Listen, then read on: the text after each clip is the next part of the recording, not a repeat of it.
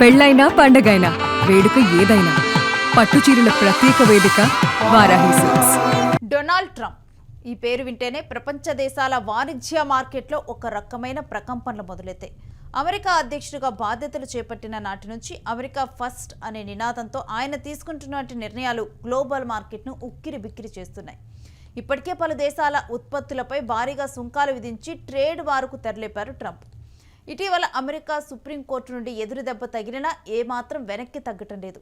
Court తీర్పును పక్కన పెట్టి ఇతర దేశాల నుంచి పన్నులు వసూలు చేసేందుకు ఇప్పుడు అత్యంత శక్తివంతమైన ఆయుధం సెక్షన్ 301ను బయటకు తీశారు. ఇది భారత్ వంటి దేశాలకు ఇప్పుడు పెద్ద తలనొప్పిగా మారింది.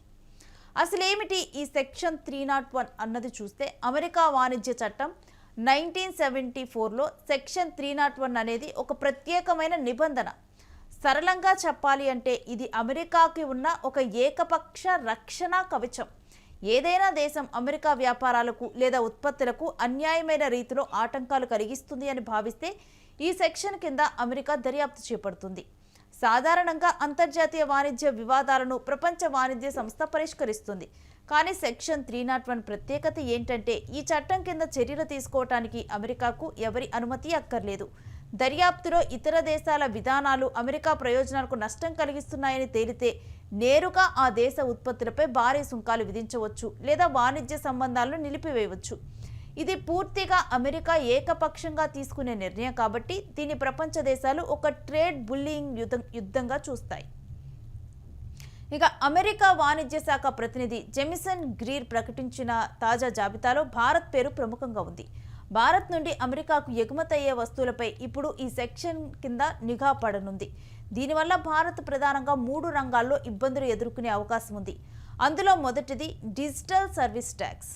గూగుల్, అమెజాన్, ఫేస్బుక్ వంటి అమెరికా టెక్ దిగ్గజాలపై భారత్ విధిస్తున్నటువంటి డిజిటల్ పన్నులను అమెరికా మొదటి నుంచి వ్యతిరేకిస్తోంది. ఇప్పుడు సెక్షన్ 301 ద్వారా ఈ పన్నులను అన్యాయమైనవిగా ముద్రవేసి ప్రతీకారంగా భారతీయ వస్తువులపై తారిఫ్ బాంబు పేల్చే ఛాన్స్ ఉంది.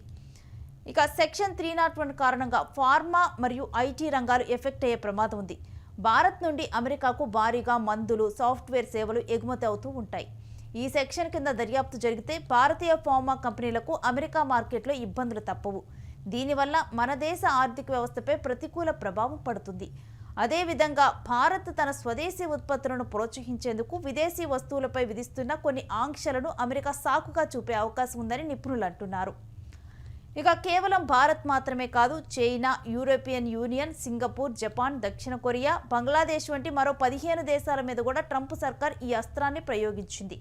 అయితే ఇక్కడ ఆశ్చర్యకరమైన విషయం ఏమిటంటే, అమెరికా వాణిజ్య విధానాలను బాహాటంగానే వ్యతిరేకిస్తున్నటువంటి కెనడా పేరు ఈ జాబితాలో లేదు. ఇది ట్రంప్ యొక్క వ్యూహాత్మక ఎత్తుగడ లేదా మరేదైనా కారణమా అనేది మాత్రం ఇప్పుడు చర్చనీయాంశంగా మారింది.